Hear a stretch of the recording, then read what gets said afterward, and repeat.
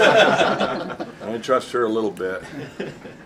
All right, Coach. Opening thoughts on Stanford, and then we'll open up for questions. Well, we got our hands full this first Friday night. I can tell you, on paper, the toughest team we've ever started out with, and I think I'm in my 7th or 8th year of home openers. So this is the toughest team we've got. Really impressed with what Stanford's done the last couple of years. I think I got their probables a couple hours ago, and I think they've got potentially 6 out of 10 weights ranked in the top 20. So it's a lot for us to jump into right now. Especially considering, we've got a really young squad. We're going to be without a couple All-Americans in Swiderski and Younger. Younger's just coming back from a slight knee sprain. Swiderski, we just kind of progressed him down there slow because I think it's no secret he wanted to make the drop to 141. So we'll be without those two guys. And then we're still working Panero back in there, Terrakina back in there, and I'm probably missing somebody. But and MJ. So those guys will get a chance. I know you'll be asking about that, so I'll get ahead of it. And those guys will get back in the groove. We've actually got some wrestle-off scheduled for Sunday this week as well. So we're going to be wrestling off the next 2 Sundays as well as competing on the next 2 Fridays. So there you go. I can leave. How exciting is it, though, for you to see so many young wrestlers getting a chance to get on that stage and show what they can do outside of the room? So 3 true freshmen, Meza at 25, Nocturborn at 57, and then Herrera at heavyweight. I mean, you don't get that many times that you're hanging your top 10 ranking on 3 true freshmen. So I think it says a lot about them, but sometimes as a coach it's a little scary, and you like to have a little bit more maturity in there, but I got a lot of confidence in these 3 young guys. Anthony mentioned that he goes in with the mentality of his opponent should be scared of him. How important do you think that mindset is, especially going into a match with a team like Stanford?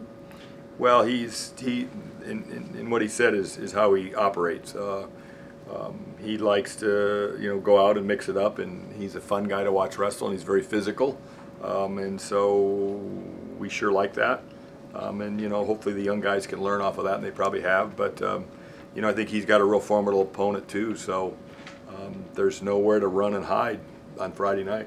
What have you seen from some of these young guys for them to have earned this opportunity to wrestle as true freshmen? Good stuff, because we're pretty deep. 125's been really deep, and we've had a lot of wrestle-offs there already, and we got to have some more. So they're obviously talented to get in there, this early.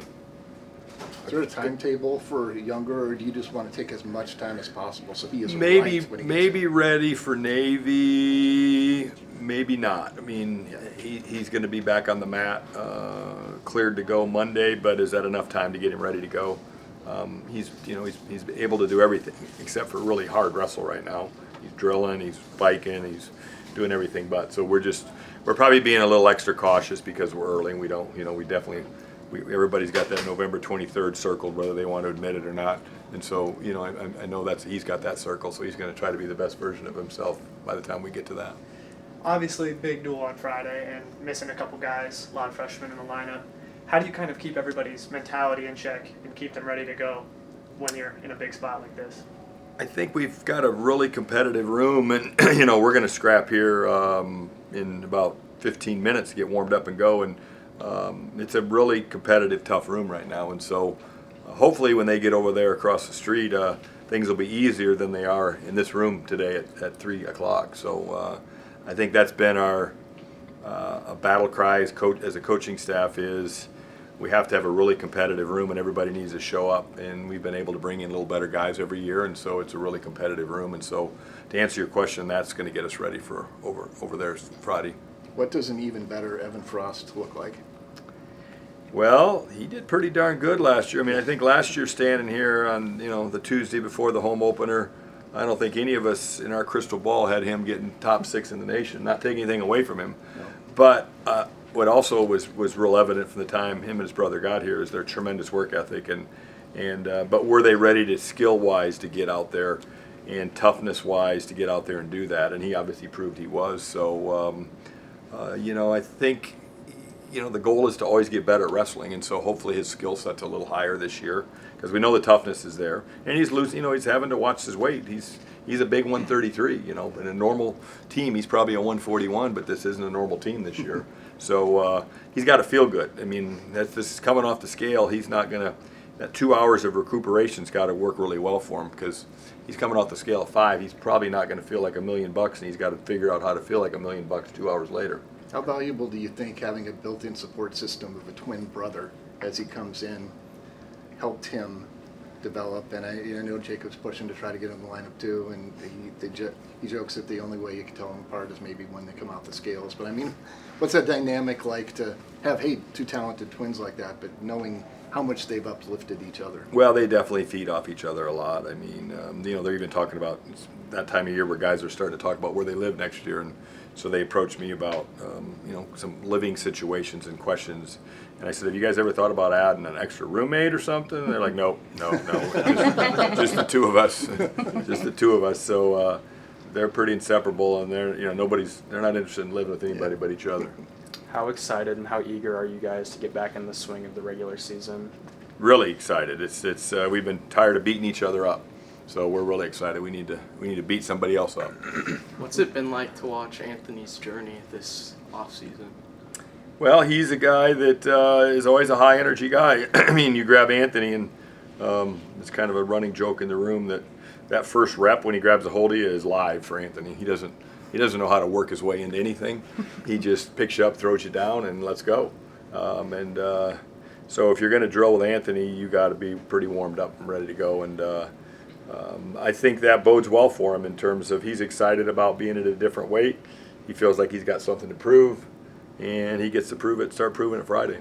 How many guys as good as him have you coached to say they don't watch any, I guess what used to be called film, but video of the opponent? They're just like, I'm concerned about what I want to do, and I respect them, but I'm not going to look for anything. I'm just going to go do my thing. Yeah, I don't know. Some of our guys watch a lot of video. Some of our guys don't watch any, and he's obviously a guy that doesn't watch much video. But when we get with him before a big match, you know, I don't force those guys to watch video. But it's our job to point out, like, hey, this guy right here, you know, he might do this one move that you might want to stay away from, and so he's coachable in that avenue. Talk about wrestle-offs. What are you learning from your guys? I'm learning that I think most of them are doing a pretty good job. You know, this time of year, people from the outside don't get like, okay, this guy was really good in high school, and he did really good in Fargo, and he did really good at some World or Olympic team trials. This folk style wrestling is different stuff, and especially this time of year, you're going to see some really good guys fall on their face because they didn't do this last month right, and then you're going to see some guys that are going to go out and beat some guys that they probably never really had a chance to beat this first month because they did the little things right. And I think we've done the little things right. We probably overcoach them in the month of October in terms of just the discipline part of it, but usually that works out to have a pretty good November, so we're going to stick with that. What about some of the weight shifts, like Swiderski to 141, Gaitan to 165, is Pinheiro staying at 157? Well, right now it looks like we're leaning towards red shirt and Cody Chittum. He had a concussion, and he's had a couple in the year, and so we got him evaluated, and the evaluation was good, but they're going to want to sit him for about 4 or 5 more weeks. And with the situation we've got at 41, 49, 57, again, everything can change in a month, but right now it's going to be Anthony at 49, it's going to be Pinheiro at 57, Cody will redshirt, and then next year we'll probably look at redshirt and Casey. But right now it looks like we got 41, 49, 57 figured out.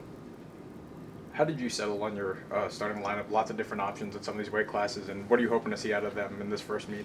Well, we obviously have had some wrestle-offs. We got a few other wrestle-offs coming up here. We got some guys that I mentioned that we're going to get back in the mix here, so they're going to have to wrestle their way back into this. It wasn't a perfect puzzle. I can tell you, the coaching staff, we've had hours and hours and hours of meetings of hypotheticals. And sometimes just an injury will force your hand a little bit. And sometimes you got guys that want to go down, and then, we were surprised to know that Swiderski did want to go down when he started looking at the scenarios. And Anthony was adamant that he didn't want to go down, so sometimes things work out in your favor. I've asked some of your guys who is kind of like the underrated guy in the room. All of them have said Connor Uten. Yeah, Connor Uten, yep. Talk about him. Connor's going to get a shot at 165. He's going to have a top 10 ranked guy. He's done a great job for us.